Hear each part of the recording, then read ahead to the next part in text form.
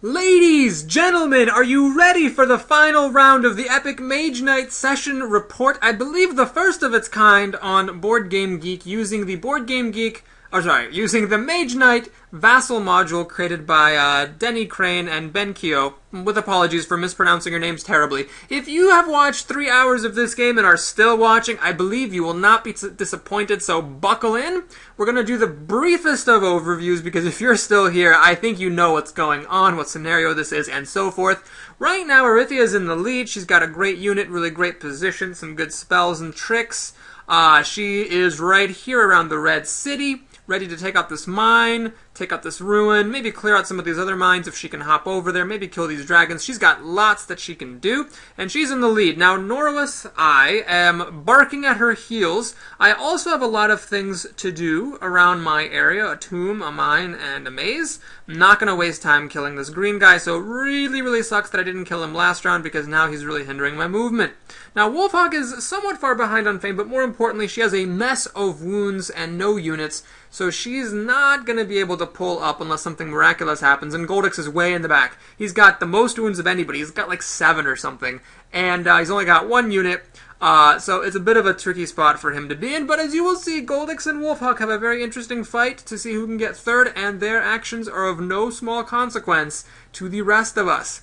Now, quick note, the city in this scenario does have a shield on it from every player. This is not insignificant. This means that Arythia, who's hanging around here, her hand limit is increased by 1, and she gets a +1 influence bonus when interacting in the city thanks to this shield, so it's pretty significant.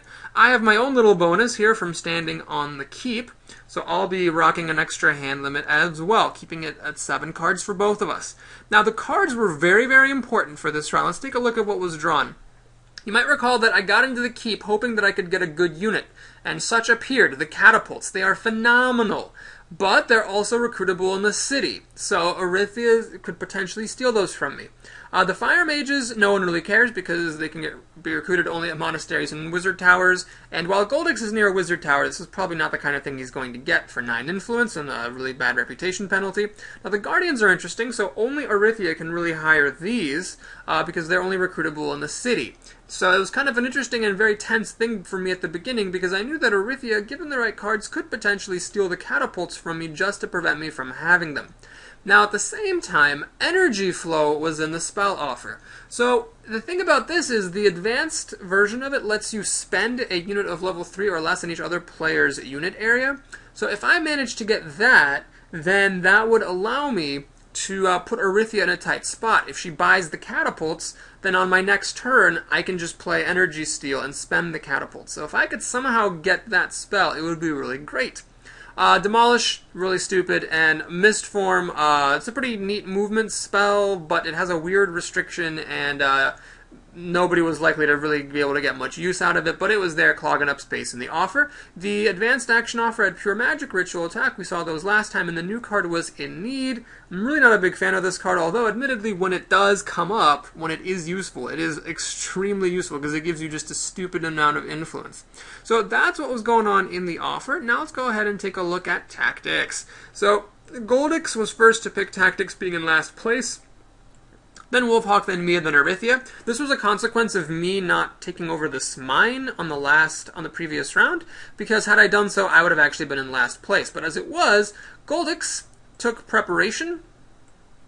Wolfhawk following suit surprised me, but I thought she'd take Sparing Power like she did last time, or Mana Search or something else, but she decided, you know what, it was time to stop losing turns and just grab into the dusk. Now me, I took Long Night, for no other reason than it was the lowest number tactic available, because you might recall in the previous round, Arythia played just 3 turns. 3 before calling end of round, and she did this because her deck is small. Unlike me, she hasn't been getting as many spells and artifacts and things, so with a smaller deck and a motivation skill, she was able to draw her way out of her deck, spending a lot of her cards every round, and call an end of round early. So I just needed to make sure that I did not lose any turns compared to her, because I thought that was what she was going to do this round.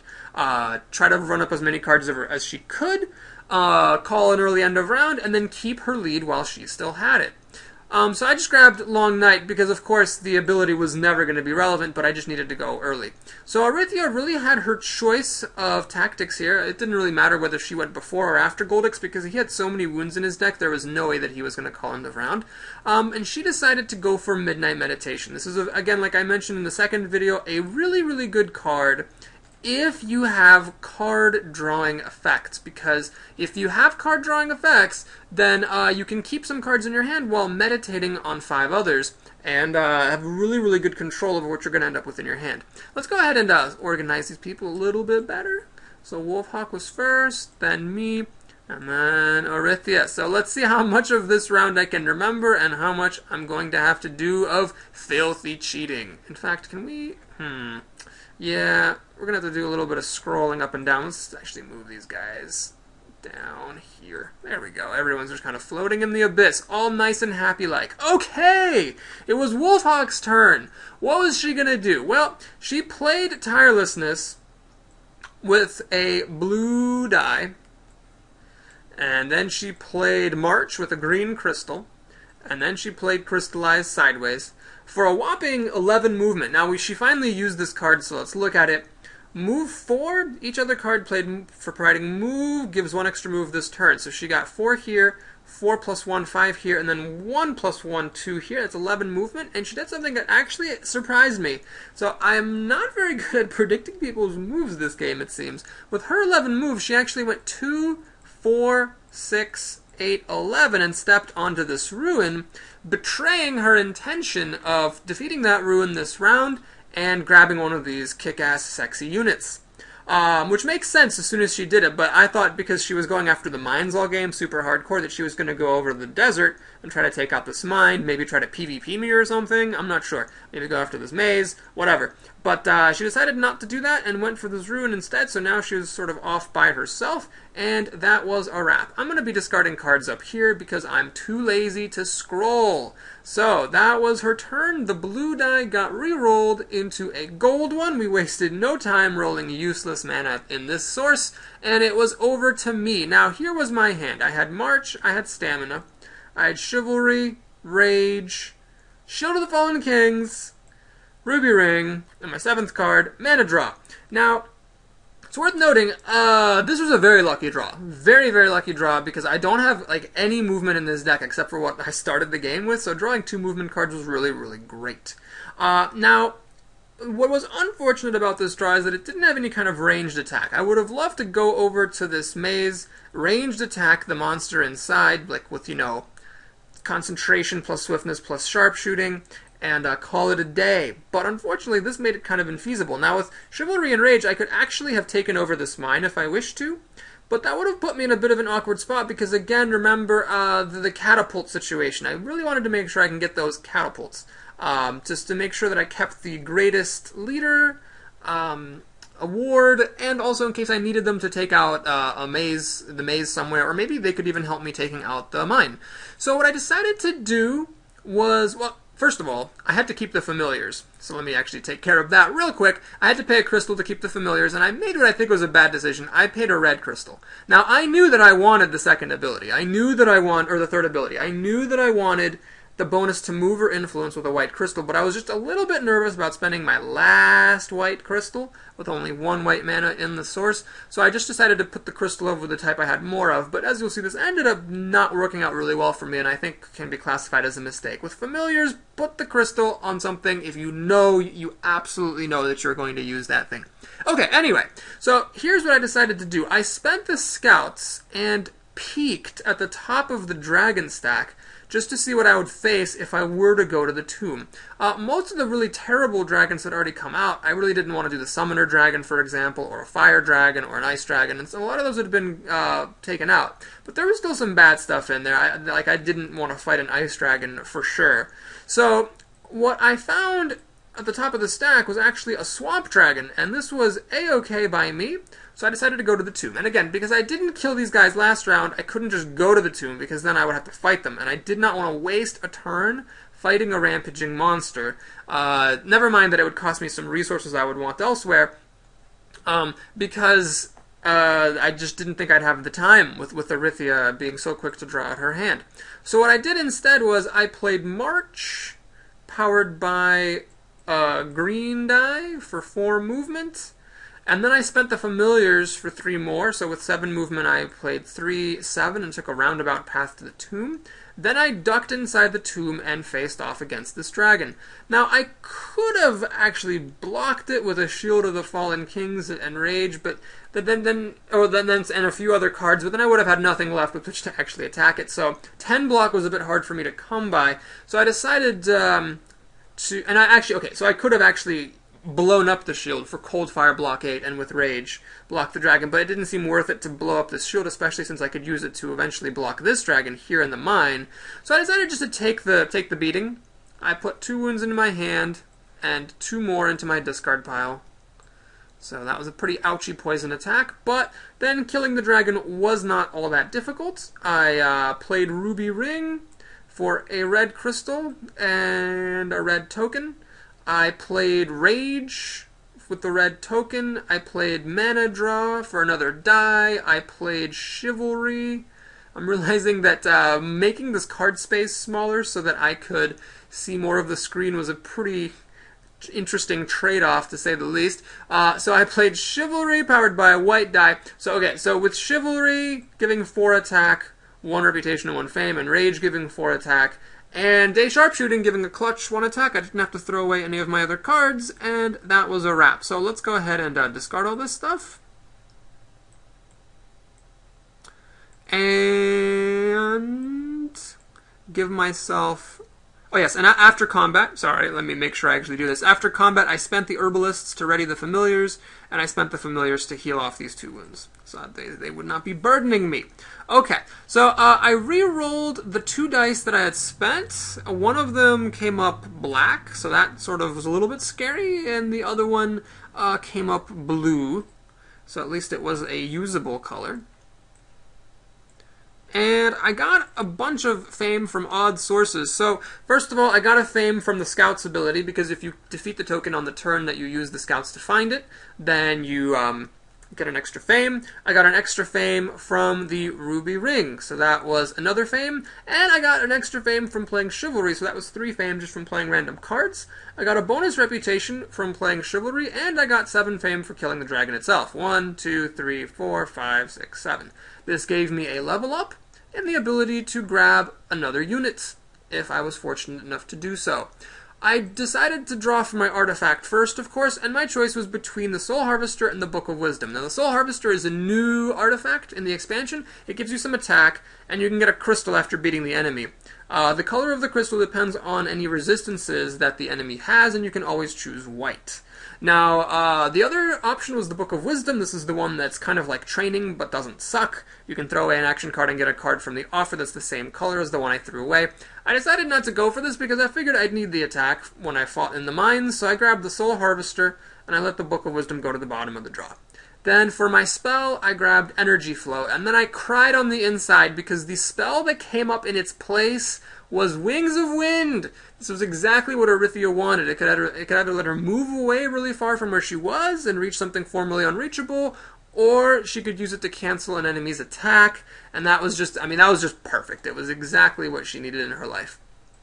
Okie doke! So I'd spent all my units in 1 turn, but it was worth it. I took out a tomb, got a bunch of fame. Let's put my shield on this thing.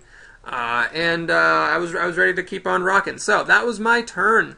Next up was Arythia with the Midnight Meditation Tactics card.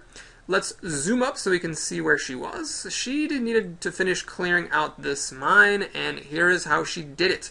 First, she spent the Illusionists, powered by a white crystal, to stop the werewolf from attacking. And that might seem like, wow, really, is that something you want to use the Illusionist on? But you know, it did save her from getting 3 wounds, and more importantly, I was about to cast Energy Flow and stop her from using the Illusionist if she didn't use them now, so she might as well get them while she's got the chance. Next, she played Determination, Stamina Sideways, Crystallize Sideways for, she played Determination and Stamina Sideways for 3 attack, Hot swordsmanship, what a mighty skill it was this game. Gave her the 5 attack needed to destroy the werewolf. And then she played Crystallize, crystallizing the green die. And finally, yes, I believe that the green die was the one that she crystallized. Interesting note, by the way. So she could have, gotten a green crystal by crystallizing the blue die, but it was a very, very smart play to use the green die instead because she saw that I'd picked up energy flow, would want to be casting it, and she took the mana away from me in the source, just in case nobody else would. So it was very lucky that Arythea got the werewolf because had it not been the werewolf, she would have needed one more card to kill it, since all the other enemies in the deck had more than 5 armor. And furthermore, she actually drew both of her wounds in the same hand. So this was absolutely the most tragic thing in the world. She flipped Healing Ritual to get rid of one wound and to give the other wound to me. Because I was now equidistant from Arythea as Goldix. 1, 2, 3, 4, 5, 6, 7. 1, 2, 3, 4, 5, 6, 7. So had I not gone to this tomb, had I done something else first, she would have given the wound to Goldix, and I would have been spared a wound, and I really don't have any great way to heal this wound. So that sucked. Of course, I hadn't known that she was going to, do that. I didn't know that she was going to draw both her wounds at once. So that was very, very unfortunate for me, and very, very fortunate for her. Okay, let's go ahead and give her her rewards. So she got 1, 2, 3, 4, 5 fame for killing the werewolf, so she also leveled up. She got 2 reputation because she cleared a core mine, and those are worth more reputation. She also got a red crystal for clearing out the mine and ending her turn on it, and she went ahead and re-rolled the green die. It became black, so the source was darkening really quickly, and we were really running out of mana that we could use. Let's put the discarded cards in the random corner of the screen right there, throw away this werewolf, and it is up to Goldix. Now, Goldix's move. Alright, what was this new player going to make of himself? Well, a party had spawned actually in the same exact spot where there had been a party before. We rolled the 1 in 6 chance, and a green enemy and a brown enemy spawned there. And this was very interesting because at this point we had seen all of the brown tokens from the original base game, and not a single one of the expansion monsters. So the odds of that are staggeringly small, but we cleared out all 10 of the regular brown monsters before seeing any of the 6 expansion ones. It was quite the singularity. We all oohed and awed, but then it was fighting time. So, here's what Goldix did. First, he moved to the wizard tower, and then the guys were standing on this hill. Then he called out to them and challenged them to a grand duel.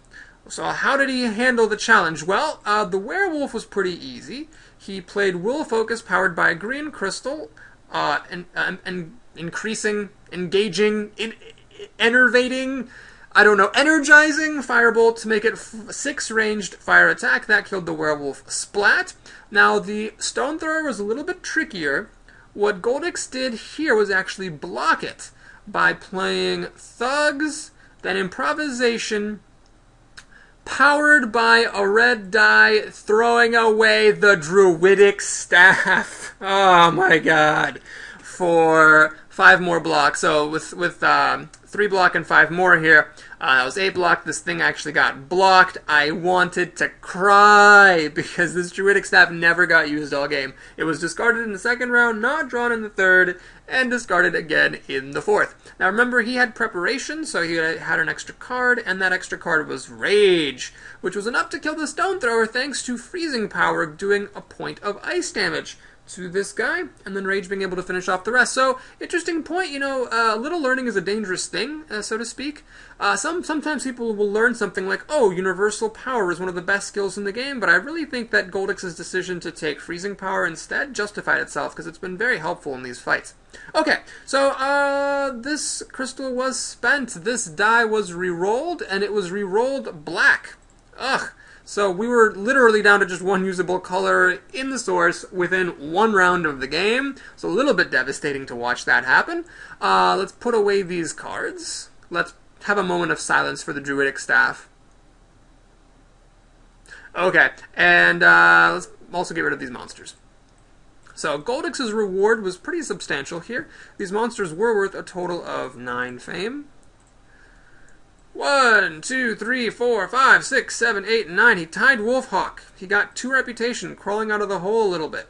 And he also got another command token, which was important because it actually finally brought him into the 6-card hand limit club, which is a really, really good club to be in when you play this game.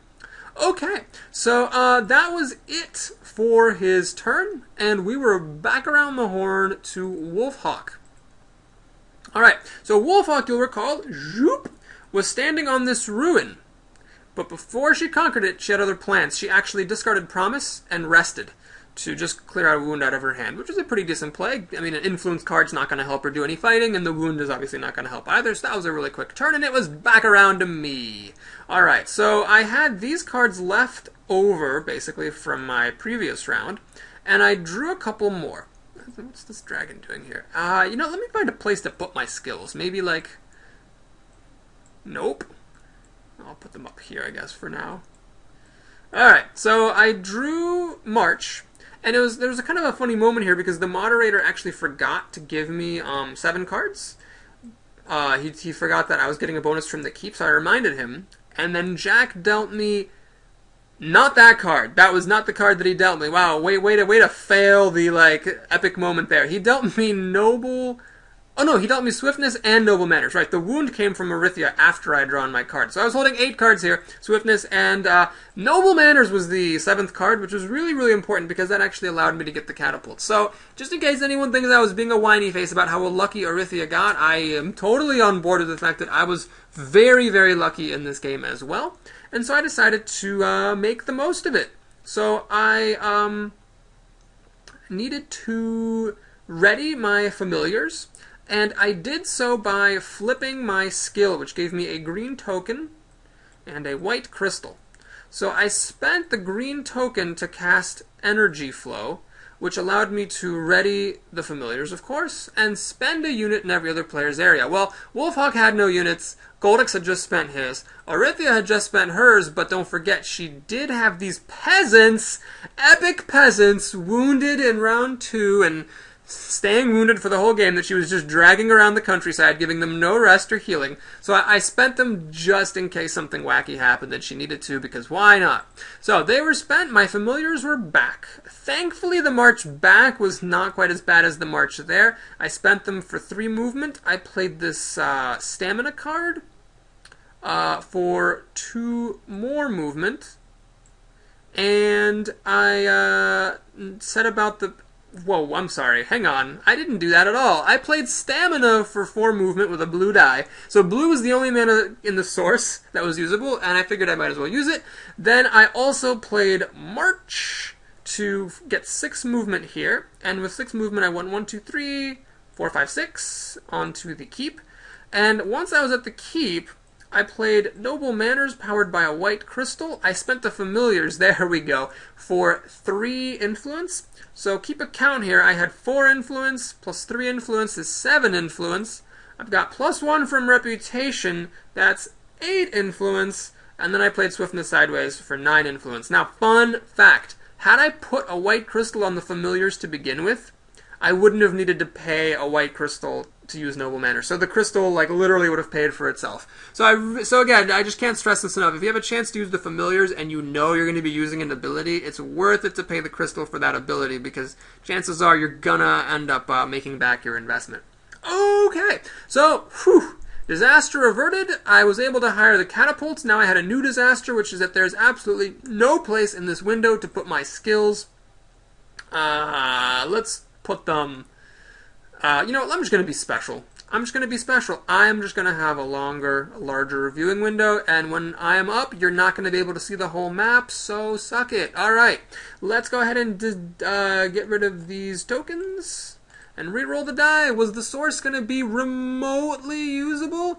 Well, the blue die actually had the decency to stay blue for Arithia's turn. So that was that. Let's discard some cards. Whoop. Shoop, shoop, and shoop. And this wound was just killing me, taking up a spot in my hand. Thankfully, at least I had the keep to kind of compensate for the wound with an extra card, although I still would have rather had an actual extra real card instead of that terrible wound. Let's not forget that I got a fame for Noble Manners. And I think I already... Did I give myself the reputation? I don't remember, but whatever. We'll just leave it where it is. There's one other point in the game when the reputation was relevant, so when it comes to that, it'll come to it. Okay, so that was it for my turn. Next up was Orithia. And Orithia really surprised me on this turn. So buckle up your seatbelt, put on your nuclear thermal goggles, and check out what Orithia did. See, I thought she was going to use space bending to hop out here to one of these mines, because the mines are worth so many points at the end of the game. I thought she was just going to ignore the dragons and use the space bending's unprovocability to get somewhere better. But that was not what she intended. First, she played Tranquility, powered by a green crystal, to draw 2 cards. Then she played March and Promise Sideways to move on to the Ruin. This again was a double purple Ruin, granting a spell and an advanced action. She entered the Ruin. The monsters that she were fighting at this Ruin were hopefully the ones I actually put here. Holy crap, they were! It was the Sorcerers and the Fire Golems. So the Sorcerers, these guys, you remember those, and then the Fire Golems, those are from the base game. Hopefully you know those. So she had 10 fame on the line here, and here's how she decided to handle it. So for the Sorcerers, she played... Well, first of all, she played space bending. She played time bending. Not space bending, but time bending. And she used a blue crystal for this and a black die to be able to do that. Then she played Mana Pull to get another die from the source. Now, this is Orithia's new basic upgrade, and unlike Mana Draw, the basic effect allows you to use a black die as though it were mana of any color. So with that black mana, she actually was able to power out Maximal Effect, Advanced Effect, so getting the advanced effect of a card twice for free, and the card that she maximally effected was Swiftness. Now that gave her 6 ranged attack, which was enough to kill the Sorcerers. Let's put that up here. Let's put that up here to remember what she did. So this is what went down. Now, admittedly, this is where Orithia's monster drawing luck kind of ended a little bit, because those golems were not what you wanted to see, but at the same time, when you use time bending to take an extra turn, it doesn't really matter how inefficiently you play your cards, because you're going to get all of them back. So really the worst thing about this monster is that she had to take 2 wounds to her hand in order to keep fighting him. But she had the resources with which to kill him. So she played Stout Resolve for 2 attack. She played Battle Versatility for 2 attack. She played Improvisation, Pitching Threaten for 2 attack. That's 6 attack. She needs 8 attack to bust through the physical resistance, and she had it in the form of Stamina and Hot Sword. Never mind. She had it in the form of Stamina. So that's Threaten plus Stamina. That's 2. Battle Versatility is 2. No, hang on. I got this. Guys, I totally got this. Stout Resolve for 2. Battle Versatility for 2. Improvisation plus Threaten for 3. She needs 1 more, and then Hot Swordsmanship gave it to her. And I think at some point here she flipped Motivation to get a bunch of extra cards, because that was a whole lot of cards that she just played. So this is a cool thing that I really didn't ever appreciate, but now I definitely do. This time bending thing, if you ever looked at it, and be like, wow, geez, that's so hard. I have to pay 2 mana and just to get an extra turn. I don't get to draw any new cards. But like, if you play this with card drawing effects and you get to take an extra turn with 4 boosted cards, that's just absolutely insane. So she defeated these things. She killed them. Her fame increased by 10. Now, because she was at 48 fame and went up to 58, she didn't actually get any level ups or anything. But the reward from the Ruin itself was quite solid. She got Wings of Wind, which I mentioned before, would allow her to move or cancel a dragon's attack. And she actually chose In Need for her other reward. What was up with that? Okay. Or no, I'm sorry. You know what? She took that later. She actually took Ritual Attack here. And then In Need slid down, and then Learning came up. Oh, wow, what a great skill to have at the end of the game. Okay, so that was her turn. Now, I'm sorry if I mess any of this up, but I have to be very, very careful what I do next. So her black dice got re-rolled into a green die and a black one. So even though she played 2 black dice, the quality of the source increased only marginally. And the only card that she actually had to discard was Space Bending. So that got discarded. But she also, at this point, used Midnight Meditation, her tactic, to flip. Hello? Can it flip? Nope. No. Okay, no flipping. She basically midnightly meditated away her 2 wounds, her March, her Threaten, and her Promise, which you'll recall she had played sideways. So those went off somewhere. We'll just put them off to the side for now. And she got to take an extra turn. So I don't know how many of you have had the opportunity to play time space bending before, but holy crap, was it painful to be on the receiving end of that. So now she was as before, except she had actually basically picked up some cards. And I have to be a little bit careful because Wings of Wind and Ritual Attack, she didn't have those in her hand. Those went on top of her deck, and that's a bit of a curiosity of this space bending card, is that if you get a card as a reward, you're not necessarily going to get it back right away. She had some new cards that she had drawn from her deck, and not necessarily these 2. So let's put them off to the side for now as well. Hopefully I'll remember when the crap I'm supposed to bring them in later. Okay, so now it was time for her to take another turn. And again, I thought she was going to maybe fly away and go to a mine or something, but that was, again, not what she had intended. She made a very interesting move here. So she played... She played Steady Tempo, folks. Now, I lost Steady Tempo. Like, I literally lost it. You know, I can't believe in a digital copy of the game I could lose a card, but like just how I lost that gargoyle in the last video, I lost Steady Tempo somehow as I was prepping this one. So this was Steady Tempo, the stamina, which is the exact same thing as stamina, but it can go back in your deck after you use it. So she played Steady Tempo, powered by a blue die that gave her 4 movement. She played Rage, I think, sideways, maybe. I'm going to have to cheat. This was such a long turn. It was ridiculous. What did she use to move? She marched to the city. Okay, so she got her march back, apparently. Let's get back march here. Okay. She got march back. Yeah, I was thinking she's not going to play Rage sideways. That's crazy. She played Stamina and March... Steady Tempo and March for 6 movement, and she took a roundabout path back to the city, obviously avoiding provoking this lava dragon, because actually what she wanted to fight was the summoner dragon. And that was a very, very clever play, because I didn't think she'd ever attack that dragon, because, you know, there was no way she could ranged kill it to death. Absolutely no way that she could use ranged attack there.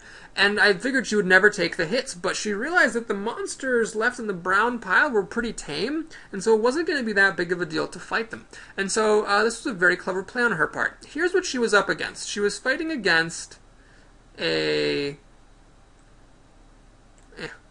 She was fighting against a Manticore and a Shadow. These are both expansion monsters, because like I said before, those we had not seen any expansion monsters until all the regular ones were out. Okay.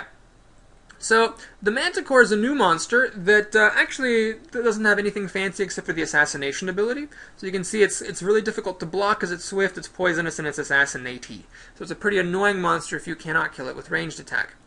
The Shadow is a new monster that does 4 cold fire damage, and it's elusive with arcane immunity. So if you don't block it, it's got 8 attack, and it is pretty difficult to block with cold fire attack. Now, some people have complained about this monster being overpowered and like 4 fame. It's only 4 fame, WTF. But you have to think about it. You know, 4 attack is just really, really weak. So this is not a scary monster at all to be hit by, as long as you're okay with coughing up 8 attack. So it's really not that scary of a monster, and so I think it's pretty interesting. It's pretty novel. You know, you've got a couple of different ways to approach it. You can go whole hog with ranged attack, or you can actually block it and reduce its damage, or you can just take the hit and not care, because 4 damage, who cares? So, what did she do against these people? Well, the Shadow was easy, because, remember, this is against the Summoner Dragon, so she's not actually fighting these guys' armor value. She needs to fight the Summoner Dragon. So she decided to just take the hit from the Shadow, because as you'll recall, she was level 7 here, which meant that her armor Oh yeah, she got another. So many command tokens that people don't use. She got actually 4 armor, and that meant that the Shadow was only 1 wound. Now the Manticore also would have been just 1 wound. However, she had already taken 2 wounds from the Fire Golems, remember that, and it would have been a wound to her hand and a wound to her discard pile. So she elected to block this. And the way that she blocked it was, again, by playing Mana Pull, I think. Boy, I'm not actually sure how she powered up. Let me just cheat again. Sorry, folks. Yes, she did use Mana Pull to get Stout Resolve. Okay, so she played Mana Pull. Didn't use a black die, though. She used a green die and powered up Stout Resolve. Now, the way that Stout Resolve works in the advanced effect, you get 3 of whatever you want, and you can actually discard any number of cards, not just 1, to increase the effect by 2 for each. And so she discarded the wound that she had picked up from the Shadow, basically, for 2 more block. That put her at 5 block. She discarded Rage to get up to 7 block. And she discarded, something else to get up to 9 block. It was Improvisation. Okay, so she discarded 3 cards to Stout Resolve to go up to a 3+6, a massive 9 block. That was enough to block the Manticore's swift attack. Okay, so these monsters were gone. And now, how to kill the Summoner Dragon? Well, that's not a problem when you've got Maximal Effect in your hand still, and Battle Versatility.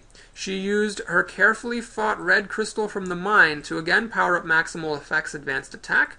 And then, of course, Battle Versatility, what she could do with that is use the Fire Attack 3. So this was Fire Attack 6 with Maximal Effect. And then Hot Swordsmanship gave her Fire Attack 8. So if any of you were wondering, wow, was Hot Swordsmanship the right play in round 1 over Motivation? I feel like that skill has proved itself enough times. It certainly surprised me. I've definitely never appreciated that skill as much as I did after watching Orithia kick ass with it in this game. It was clutch in so many situations. So anyway, the dragon actually died. It actually died, and she got a massive 9 fame for it. It's worth as much as a High Dragon from the base game, and she made it look easy. 1, 2, 3, 4, 5, 6, 7, 8, 9. She got 2 reputation for her efforts. I might have forgotten to delete a reputation from her for something somewhere, because I really feel like she was at +2, not +3, but who cares? It ended up not mattering. It was alright. So she got a level up. Now let's take care of some of these cards, shall we? So now they were actually gone for good. Battle Versatility was technically deleted from the game as opposed to discarded, but there's really no reason to worry about that. And did she actually play Tranquility right now, or did that come later? Nope, did not play Tranquility just yet. That was going to come up later. Okay, so her dice got re-rolled. Let's go ahead and re-roll those dice. Let's see, she rolled a green die and a white one. So the green die stayed green, and the blue die turned white. And this is where things got interesting, because for her level up, she drew Dark Negotiation and Power of Pain. Now, I thought she was obviously going to take Power of Pain because she had some wounds coming up, but she actually put Power of Pain, every Orithia fan's wet dream, away into the common offer. So surprise after surprise with Orithia, and she took Dark Negotiation. What the heck is going on here? Well, let me finish her level up here, because now what she did next, from the card area, she took In Need. And that was a big tip-off. So you might remember I kept saying, Orithia was going to, run out the deck real quick and then call the round early. This actually betrayed the fact that she had no intention of calling the round early. She wanted to max out her reputation and mine the Red City for artifacts using Dark Negotiation powered by maxed out rep. So again, I really feel like I forgot to move her down somewhere, but whether she was a +2 or +3 really doesn't make any difference, because her plan was really, really clear now. And so I realized, actually, I had more time than I thought. Because Goldix with all his wounds wasn't going to end the round anytime soon. Wolfhawk with her wounds and, spending 2 cards a turn resting wasn't going to end the round anytime soon. So I actually had to start thinking ahead a little bit. Like, what was I going to do beyond just conquering this mine and this maze? Because I was actually going to have a lot more time if Arythia started to spend some time in the city. Okay, so that was Arythia's ridiculously epic turn. Swiftness is gone as well. The sorcerers are gone. Hopefully I didn't mess anything up too horribly. And, like, half of this video was her one turn. It was now to Goldix. Okay, what did Goldix do on his turn? Well, you'll recall the last turn he had conquered the party on the hill. And this turn, what he decided to do was the following. He played March and Stamina and moved onto the hill. And then he made a very curious move. He played Crystal Joy powered by a blue crystal to get a blue crystal. And he used the advanced effect of Crystal Joy to discard a wound to put Crystal Joy back into his hand. But he didn't actually want Crystal Joy back in his hand. He just wanted to get rid of the wound. So before the end of the turn, he discarded Crystal Joy. Fun fact, you are allowed to do this. That is totally kosher. So that was all that Goldix did that turn, I think. I don't think he attacked the summoner just yet. Let's go ahead and check. Nope, he did not attack the summoner just yet, so he hung tight. That was all he did. Okay, next up, we were back around the horn to Wolfhawk. So what did she have to say for herself? Well, the previous round she rested, so I figured that this round she was going to take out that ruin, steal the guardians from Arythia, and be my hero. After this game, Norwis would find her, and he would marry her. And I just realized my unit window, my card windows are outside of the boundaries of my recording screen, so hopefully nothing was cut off too terribly other than some command tokens. I apologize for that, folks. Let's go ahead and, yeah. Let's make this normal sized. I think I can deal with it. Yeah. Okay. So my apologies. All right. So that's what I thought Wolfhawk would do. I thought she was gonna solicit Norwis's proposal for marriage by stealing Arythia's critical unit, but Wolfhawk had no such intentions. What she actually did instead was, first of all, play Mana Storm.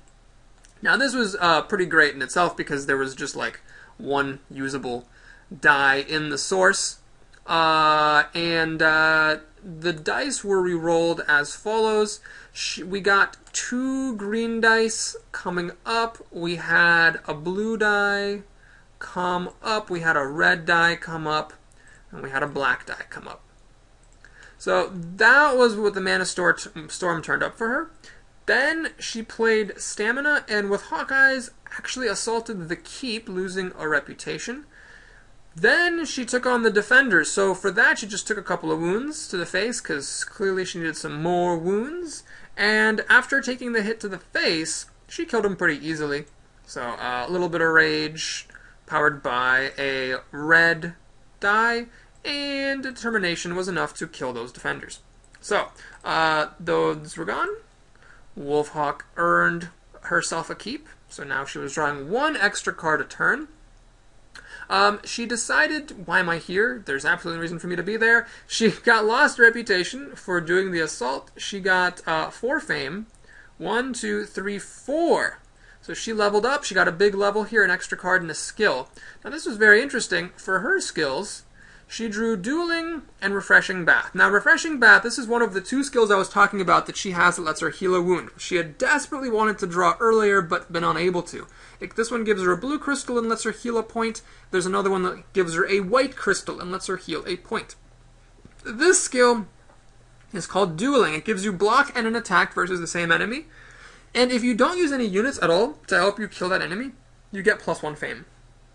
And in the game's definition, don't use any units means that you do not assign damage to units, and you do not use block or attack from any units. So if you use a unit to heal yourself after combat, or get mana, then or move to the fight, that's totally okay. So it's kind of like a weird skill that gives her a crappy block and attack and fame. Now she obviously wasn't taking that, but what surprised me is that given the amount of wounds she had, she was not taking Refreshing Bath either. She actually took Glittering Fortune, gold money skill right there, and with a a real cornucopia of crystal colors, she'd be able to get 4 influence from that skill. So looks like she wanted to do some recruiting, which was made me very sad because it meant that she was not going to steal the Guardians from Orithia in time. Now, I still wanted to marry Wolfhawk because not only did she Mana Storm away all the terribleness that was in the source, but the 2 dice that she rolled both came up blue. And that was really, really clutch for me for the following reasons. My turn next. Let's go ahead and talk about this. So, I realized I needed to set my sights bigger than just conquering these 2 spaces. I had to do something else. And with the catapults, I thought maybe I didn't actually want to use them in this fight at the mines. Maybe I wanted to save the catapults and walk over to this tower and take it over, and then also claim this white mana altar. The Soul Harvester would give me a white mana, and clearing out this mine would give me a white mana, and if I needed to, I could pick up a skill from the source that would also give me white mana to make sure I could claim this altar and keep the Greatest Adventurer award. So, I figured I would use the catapults, but the problem is, if I hit fire mages here, or, if I hit the fire mages, because Orithia had taken out the fire golems, but if I hit the fire mages here, I would need to do siege attack 5, siege ice attack 5, and I would need blue mana for that. So it was nice having blue mana in the source because I had no source of blue mana whatsoever. Furthermore, my hand was the following. I had a wound, so I drew my other wound here, and I had Temporal Portal, and Swift Bolt, and Rejuvenate. And let's see, that's... something's not right here. I am pretty sure that... Yeah, how did I draw a wound? I didn't have any wounds in my deck. Okay, so I did not have a wound. I had those 6 cards and concentration. So this is battle time right here. I'm definitely ready for a fight at the mines, and I could have actually taken out the mine by playing Rejuvenate to ready my familiars and getting 3 movement and moving on to the mine and fighting it. But I decided actually to not do that. Since there was blue mana in the source, what I did instead was I actually used this terrible card, Temporal... Well, it's not terrible. I like it a lot, but it was not a good choice in this game. I decided to use it because I figured with Orithia mining the Red City for artifacts, she wasn't going to be playing that many cards a turn, and I would actually have enough turns to be able to do this thing. So as my action for the turn... Remember, when you play this card, you cannot influence, you cannot interact, and you cannot fight. I played Temporal Portal powered by a blue die to hoppity-hop over to the mine and increase my hand limit by 2. I also played Rejuvenate to ready my Herbalists. So, fun little tip, I don't know how often this is going to come up for people, but when you have the Herbalists and Rejuvenate, it's good to rejuvenate them, because they can essentially rejuvenate any other level 1 or 2 unit that you have. So rather than committing to rejuvenating the scouts or rejuvenating the familiars, I decided to rejuvenate the herbalists to keep my options open and just play this card out of my hand, basically, so that I would draw an extra card from my deck. I wanted to make sure that I drew as many cards as possible. I really wanted to make sure that even accounting for my level up reward, that I could still get through my entire deck and find Cure, which I was going to need after the battle. So, I was also tempted to play Swift Bolt just to get a crystal. I was really tempted to play Rejuvenate to heal the wound, but I calculated that I wouldn't need to do any of these things because of this awesome extra card I was getting from the awesome blue die that Wolfhawk had left for me in the source. Okay, so I re-rolled this blue die, and it came up white, which was nice. Variety in the source is always good. And I drew a whole bunch of cards. My hand limit was 9 for this turn, so I was ready to take out the mines. Next up was Orithia. So she had a very quiet turn. This was like the most epic of turns plus the most quiet of turns. She played in Niche. She didn't even power it with mana. So this gave her 3 influence. Plus 1 influence from the wound on her peasants, plus another influence from the wound on her peasants. So anyone who thought these peasants were going to be useless was wrong, because they got spent this round and they also gave 2 influence. So that was 5 influence from In Need. Then she got 3 more influence from Dark Negotiation. That brought her up to 8. And maybe, I don't know, maybe this was the right amount of reputation. So 8 plus 3, she got up to 11 reputation, which was just 11 influence, which was just enough to hire the Altum Guardians. And this is a pretty interesting gold unit. I'm going to show it to you just because gold units don't come up, so you might not be familiar. It's a very good blocker, very good defensive unit. But in this case, it was pretty clear that what Orithia really wanted was the 5 attack. Because she could use Wings of Night against this lava dragon, and then the Ultim Guardians would go a long way towards killing it. In fact, them plus Hot Swordsmanship would almost kill the dragon by itself. She would just need to play any card sideways in order to finish that dragon off. So that was it for her turn. She hired those guardians. Was this the turn she played Tranquility? Is this the turn that she played Tranquility? Nope. Nope, I guess that happened later. Yeah, that happened like 2 turns from now. Interesting. When I can draw cards from the deck to see what the person played next, it's much easier to remember things as opposed to when the card is just sitting there, staring you in the eye, daring you to play it. Okay, that was her turn. So, Goldix was up next in the order. And he was ready to fight the summoner this time. So he let the summoner summon. He didn't have ranged attack with which to kill the summoner. And the enemy that came at him was... Oh my god, am I really not going to find it right now? You know what? It was a Hydra. It was a Hydra. Or was it? I think it was a Hydra. Well, let's just double check that, just in case, because I seem to have forgotten here. Yeah. That was a Hydra. So the summoner summoned a Hydra at him. And here's how he dealt with the Hydra's attack. So first he played Determination to block one of the Hydra's attacks. It's a pretty simple monster, just attacks 3 times. Then he actually played Promise, but not sideways. He actually played Promise for the Influence to convince the thugs to take a damage from one of the attacks, so they were wounded. And then the other wound, well, the other wound he took to the face. Do we not have any more wounds out here? Alright, I just never have enough wounds. So he took another wound to the face here. Now the Hydra, of course, was not what he was fighting. He was fighting the Summoner. You always have to kind of remember that. So to kill the Summoner, he just played Rage, and I believe he just powered it up with a red crystal. And that was enough to kill the Summoner pretty good and dead. Is that how he did it? Let me just double check this just to make sure. Yep, that was it, because then he used Tranquility, powered by a green die, to heal off a couple of wounds. The one that he just got, plus another one. Okie doke. So that was Goldix's turn. He re-rolled the green die, and it stayed green. And then let's move away these cards, give Goldix his reward, and call it a day. I think he flipped potion making at some point. I'm not sure how much it matters. So 1, 2, 3, 4 fame for Goldix, 1 reputation. It was time for him to level up. He drew Motivation and Blue Crystalcraft, and he did not want either of those. He knew even before he drew his skills that what he really wanted was Burning Power. He got to live the dream. Folks, I cannot tell you how long I've wanted to be able to do this, to have both Burning Power and Freezing Power. That's actually really cool. It's like 2 ranged elemental attack for free. Sure, it's 2 of your skills, but isn't it awesome? And plus it's siege attack, so he was ready to really wreck this cannon thrower's face, just as soon as he got over to the mine. Now the card that he took was actually, hang on. Wolfhawk needed to take a card for her level up. She took Pure Magic, just because she wanted to. That puts Shield Bash into the offer, which is a nice card from the expansion, but who cares, because it was terrible right now. And so Goldix, by taking Orithia's skill, was forced to take Learning. So stuff moved down, yada yada. Okay, let's give Wolfhawk her card here. Let's discard Wolfhawk's cards. Man, I'm really being lazy about dealing with people's stuff. Okay, so that was that. He got Learning, he got Burning Power, he got 4 Fame. We gave him the Fame, did we not? Yes, we did. We gave him Reputation. Perfect! Okay.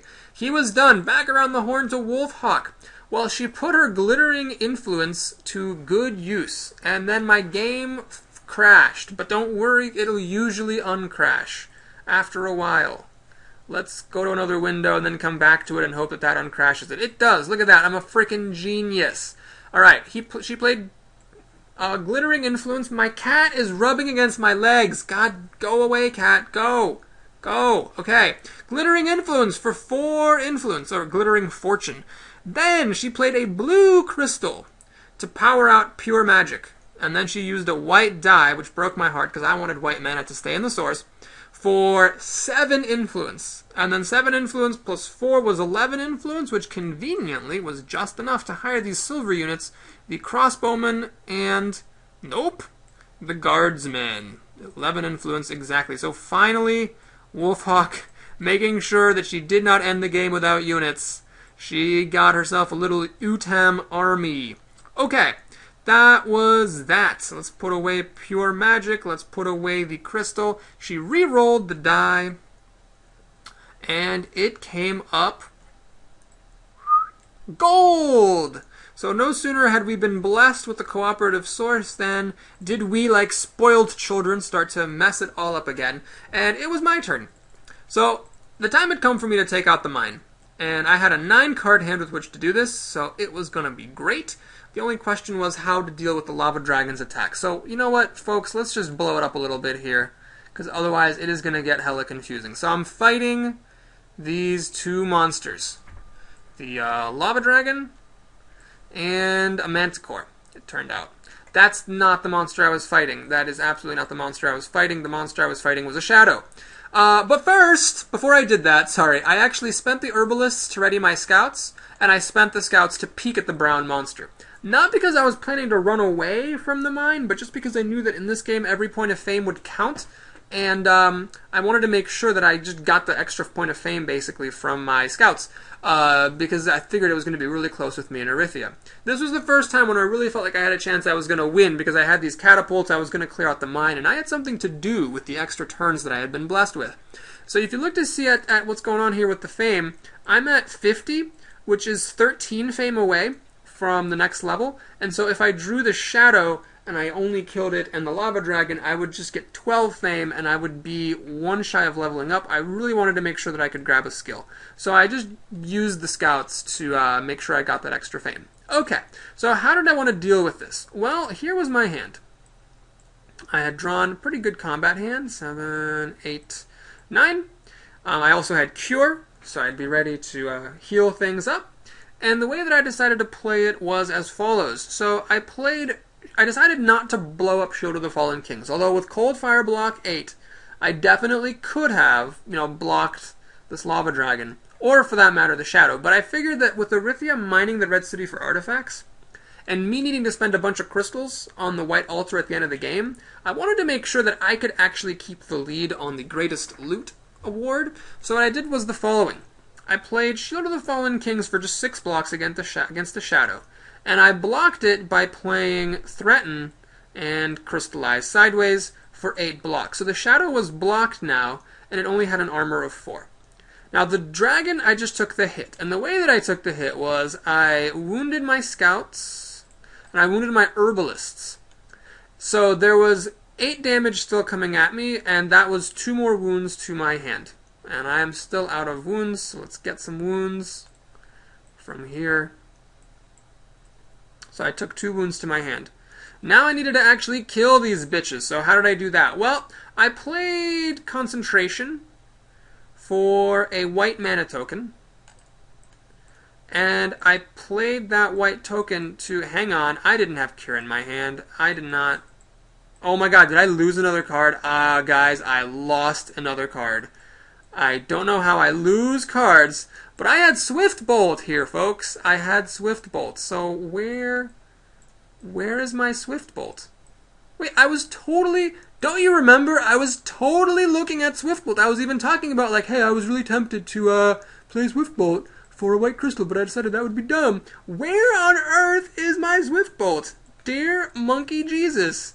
How do cards just disappear? Okay.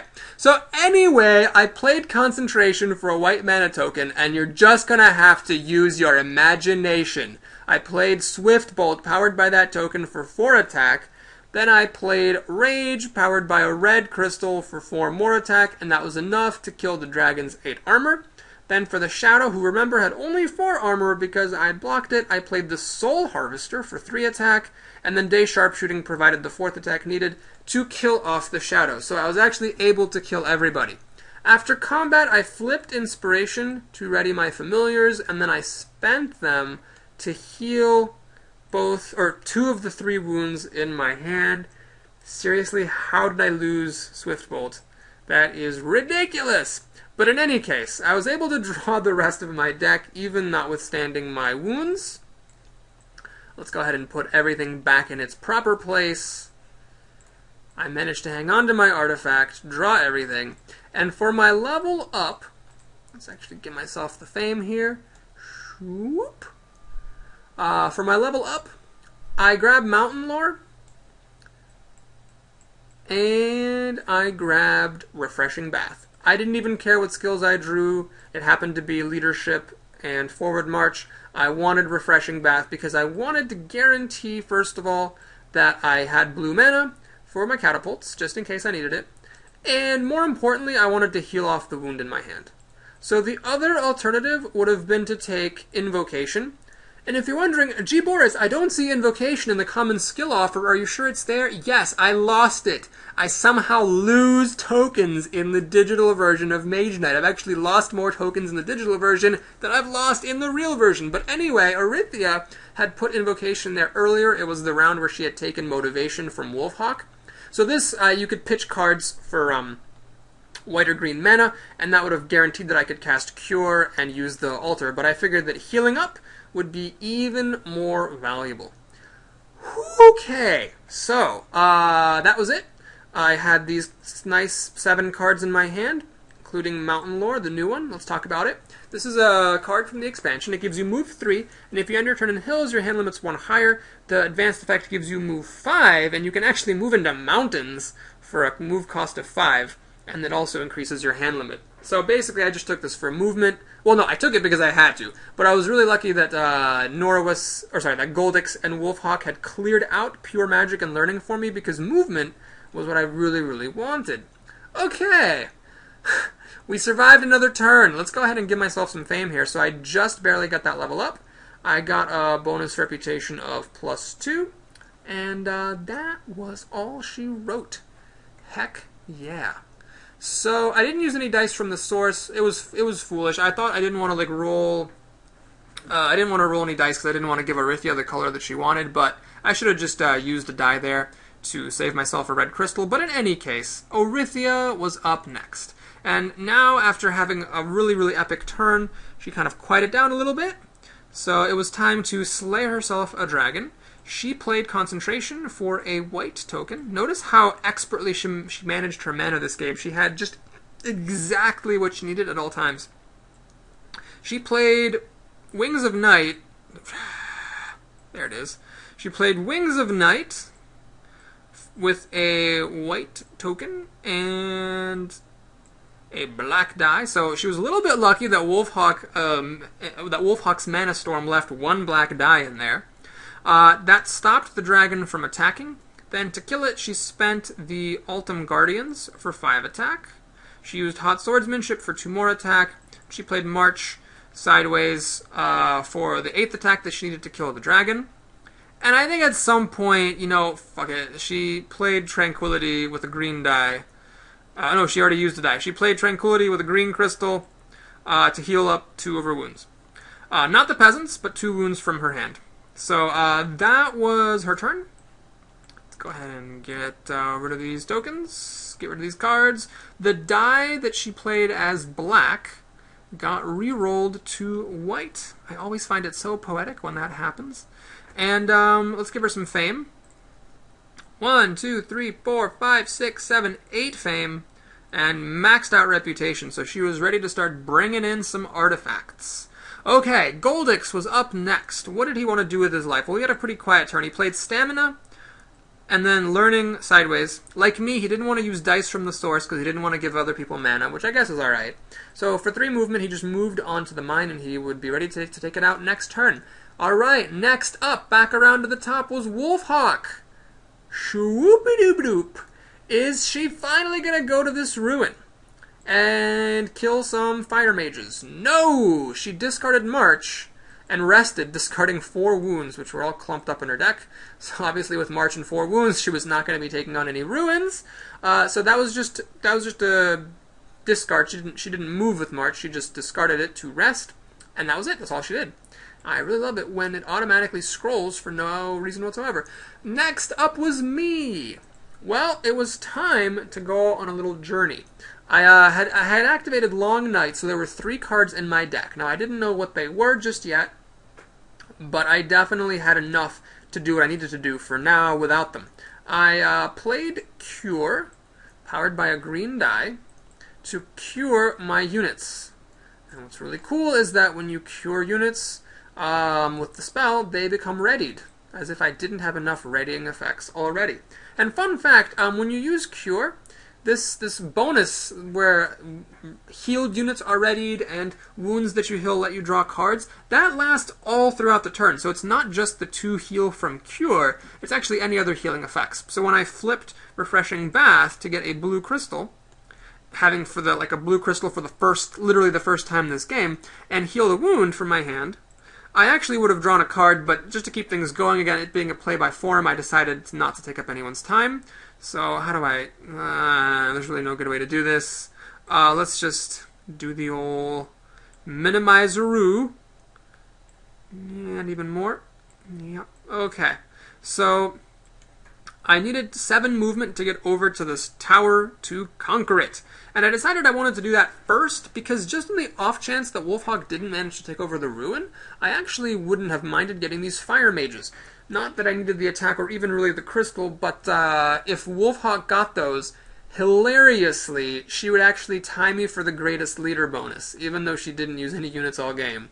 So I wanted, if possible, to not have that happen. So I wanted to go to the tower first, not to the altar. So I played Cure to heal my units and get them readied, and I healed the wound from my hand. I spent the scouts to peek at this token, again, not because I was going to run away from any of the challenges I would face, but just because I wanted the extra fame.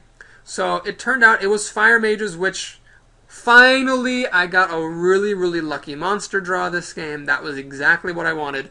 I played Mountain Lore for 3 movement, Stamina for 2 more, and Swiftness for 2 more beyond that. That was 7 movement. I went over to this tower and assaulted it, losing a reputation in the process, but still staying at +2. Then I fought the Fire Mages, and this was really, really easy. All I had to do was play my brand new blue crystal, so thank you, Wolfhawk, on the catapults, and a blue crystal with the catapults buys you Siege Ice Attack 5. So I was able to kill the Fire Mages in Grand Style. Now, had these been the Ice Mages, fun fact, I still could have killed them, because before the battle, I could have spent the Herbalists to ready my scouts. And remember, they have Siege Attack 1, so even if I'd faced a 6 armor unit, I could have actually still killed it at range with the help of the Scouts' clutch ranged attack. So don't underestimate that ability. I didn't end up having to use it, but having that there is going to matter in some cases. Okay, my reward was 6 fame, 1, 2, 3, 4, 5 for the enemy, plus 1 from using my scouts, so I was slowly catching up to Arithia. And I also got a spell. Well, here, really, nothing was going to help me, so I took Charm, which gets you 4 influence, and then if you use it during interaction, you can either get a crystal of any color or a discount of 3 towards the cost of a unit. Now, I figured I wasn't going to actually get to recruit any units, but, I might as well, grab the one spell that could possibly help me as opposed to the other 2 that definitely would not help me. So that was it for my turn. Let's discard some cards here. And I re-rolled the green die, really hoping I would roll it a white die, because that would have been nice. But alas, no such luck. The green die that I rolled came up... Oh, and never mind, it did come up white. Okay, so it actually did in fact come up white. So now there were 2 white dice in sorts, which was really good, because it increased the probability that I would be able to use a die on this altar and not have to use up my white mana crystals. Wait a minute. Okay, Soul Harvester gave me a white crystal, and the Mine gave me a white crystal. So I actually had 3 white crystals, so I could use them on this altar, but it would be nice not to have to do that, because that would allow me to get an extra point at the end of the game, keeping 4 total crystals here. That would have been nice to be able to do. Anyway, that was that. So I had a hand now of Determination, Improvisation, and Charm, and the 3 cards that I drew from Long Night were Threaten, a Wound, which is pretty nice, because then I could heal it, and Stamina, which was also nice, although it didn't really matter too much, because I would have been able to move to the altar with Improvisation regardless. So let's give myself those cards. So these would be my final... Stop. These would be my final cards of the game. Okay, that was my turn. Next up was Orithia. So she went ahead and bought an artifact. So her base was 5 from reputation, plus 3 from the skill, plus 1, because remember she's got a shield token on the city, so that's giving her a bonus reputation. And she just played out, let me look these up. We'll just give her everything. Actually, so I think she had actually healed those. She played Threaten and something else, I think Ritual Attack, for the 3 more influence that she needed to go up from 9 to 12 and get an artifact. So again, I apologize, I was a little bit sloppy about that. She had 5 from Reputation, 3 from Dark Negotiation, that's 8, 1 from the Shield in the City, that is 9, and then 3 more is all she needed to get an artifact. So she got an artifact, and I didn't know what it was. So, next up, it was up to Goldix. He decided to fight the mines, and this was really awesome. So he really got to live the dream here. So he was fighting a Hydra, for real this time, not just a summoned Hydra. And first of all, he used Freezing Power and Burning Power like a Bizaus to kill the Cannon Thrower effortlessly. Well done, Goldix. For the Hydra, he did it in nice style as well. He played Mana Draw, powered by a die, to turn something to something else. Let's see if I can remember what it was. Yeah, I have no idea what it was. Let's just say it was blue dye to green. It doesn't really matter that much, but basically he used one of those green tokens to play Force of Nature, and he used a white crystal, which he had in mass abundance, to play Swiftness. So here it is, Force of Nature being used for the first time. Siege Attack 3 plus Range Attack 3 was enough to do 6 range damage and kill the Hydra. So, considering the difficult situation that he was in, and I'm sure that had been flipped at some point or other, considering the difficult situation that Goldix was in at the beginning of this round, Josiah was really cleaning up with him and doing some great things. So he got the mine. Let's give him some rewards. So he got 1 reputation, because that was still a countryside mine. Then he got 9 fame, so 36 plus 9 is 45, just kind of cruising on up ahead of Wolfhawk there. And he also got his choice of crystal. I think he got a red crystal or something, and that was a wrap. So I was a little bit sad. He used up one of the white dice that I needed. The source now was blue, blue, green, green, white, gold, and these cards were spent. Alright, so that was it for Goldix. Next up, we were back around the top to Orithia, to Wolfhawk. So, Wolfhawk! So, Wolfhawk finally gonna take out that Ruin! No! She played Threaten and Mana Draw sideways, and with Hawkeyes crawled to the Ruin, and took her sweet time. She was gonna get to it next turn. Now, I didn't really mind this because the time for her to steal Orithia's Guardian, Emotep Guardians had passed. So all I had to do now was worry about my own score. I played Charm, powered by a white die, and getting a blue crystal just for laughs, for variety's sake, for 4 influence. Then I played Threaten for 2 more, and Determination for 1 more, and so that gave me a total of 4, 5, 6, 7, and then my Sterling Reputation gave me the 9 that was needed to hire the Fire Mages. And I actually didn't have enough room in my posse, so I ditched my scouts here at the end of the world here.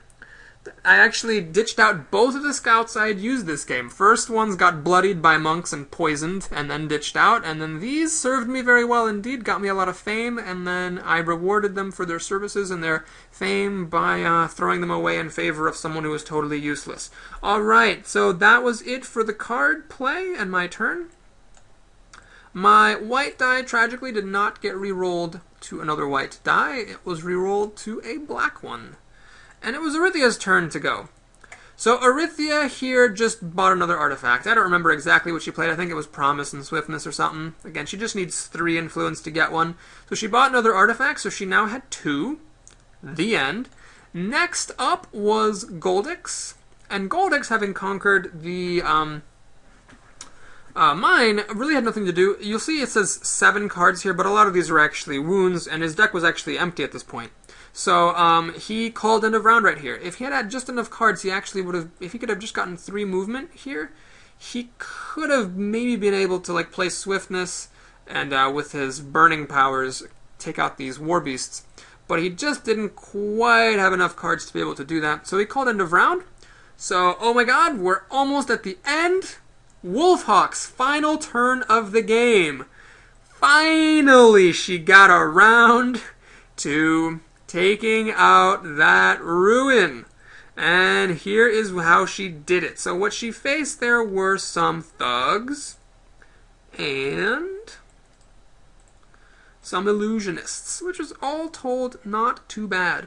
Now, the player playing Wolfhawk Pavel, I think he was having a little bit of game fatigue because he said he was playing too many games at once. So he kind of forgot that he had units. If you're wondering, gee, wasn't there a better way to kill the units than what he's about to do? The answer is yes, but he forgot that he had units. So even though there was a better way to kill these monsters and not spend quite so many crystals, he just decided, and I like to think this was done poetically on purpose, he decided to go the entire game without ever using a unit. He used concentration, powered by a green die, for swiftness, 5 ranged attack, took out the thugs. Ka! And then there were the illusionists. He needed 6 ranged attack for those, and he had it. He had a crushing bolt, and swift reflexes, and the mana to pay for both. 6 range attack, busted through their physical resistance, and took him out. So this gave him kind of a piddly 6 fame. But let's give it to her. 1, 2, 3, 4, 5, 6. She was catching up to Goldix. And she got a unit as a reward from the ruin, but there was only one left, these savage monks. So we actually cleaned out the offer. Yay, go us. I felt like we were like a good kid. Hang on. Savage monks are not mine. I felt like we were good kids cleaning out our plates. And it's, oh my god. Oh my god. Oh my god. Why did everything get selected? Okay. There we go. At some point she had gotten an extra token somewhere, somehow. So that was cool. And there we go. So she actually had 6 levels worth of units. If she'd gotten there just 1 turn ahead of me, she actually would have won and at least tied for the greatest leader award without ever using a unit the entire game, which I think should win you the game automatically by default. I was really hoping she'd roll me a white die, but she didn't. She rolled me a black one, just to spite me. So I didn't have any white mana in the source, and I didn't have any cards that could give me white mana, but I didn't care because I'd actually saved up enough crystals. And just a fun reminder, folks, the reason I knew to save up white crystals, which I might not have done otherwise, is that I had explored this tile during the day, thanks to the scouts. And because I had explored during the day, I got to see what the ruin was. Had I explored at night, I wouldn't have known this, and I might have just not kept 3 white crystals for this ruin. I might have done things differently. So, you know, little things like that can make a pretty big difference. Don't underestimate even the most humble abilities of units. So anyway, it was my turn. I played the Fire Mages for a red crystal, although it actually wouldn't matter, and neither would the red token. So, But what did matter was that I played the Herbalists to ready the Familiars, and I spent the Familiars to heal this wound out of my hand, so that saved me 2 extra fame points at the end of the game. Then I played Stamina, powered by a blue die, because at least there was some kind of mana that I liked in the source. And I moved with 4 movement over to the altar, and I just coughed up 3 white crystals straight up, my brother, and took out that ruin, giving me 7 fame in the process. So that was my last turn of the game, and I felt pretty good at this point. I felt like I pretty much had to have it now, because I just had so many of the titles in the endgame scoring. I rolled Orithia a red die, but she was past caring about red dice at the moment, because here is actually what she had in mind. You might think, oh, she was going to buy another artifact. No, that is actually not what she did, and that was correct, because really, she wasn't going to be able to catch up to me for loot, because I had 3 artifacts and more crystals than her. So since she had no way of catching up, what she actually did was the following. She played out her artifacts. She had steady tempo in here. Let me find it. And by steady tempo, I mean steady tempo, even though it looks like stamina, because I lost the card somehow. Okay, so she had steady tempo. Remember, this is steady tempo. And she powered it with a blue die for 4 movement. With that, she moved to where this dragon used to be. Oh, let's give her a shield on her mind, shall we? And she moved over to this dragon space, and she actually provoked this wolf rider, which the Horn of Wrath, although it's been nerfed in the expansion, was still competent enough to kill. So she killed this thing for 3 more fame, and it was a pretty good gamble, because since the artifacts weren't going to give her the reward that they're the swing in the final endgame title scoring, that 3 fame wolf rider was actually a greater source of points. So she played 1, 2, 3 fame for that. I need to get my 1, 2, 3, 4, 5, 6, 7 fame for the altar. Unfortunately, rolling the die for the Horn of Wrath, she actually did roll a red die and got a wound for her troubles. So thankfully, the game did not come down to that, or else that would have been really, really sad. But it was kind of sad. She got this wound at the end, and she played an endless gem pouch as well, picking up a green and a white crystal. I think I shorted her a crystal somewhere. I feel like I remember she ended the game with 3, but that was actually her turn, not buying an artifact. And that was all that she wrote.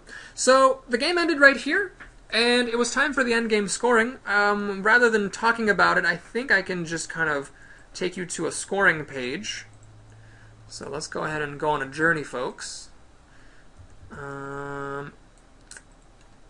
Last page, and here we go. So here was the final scoring. Can I make this any bigger? No, of course not.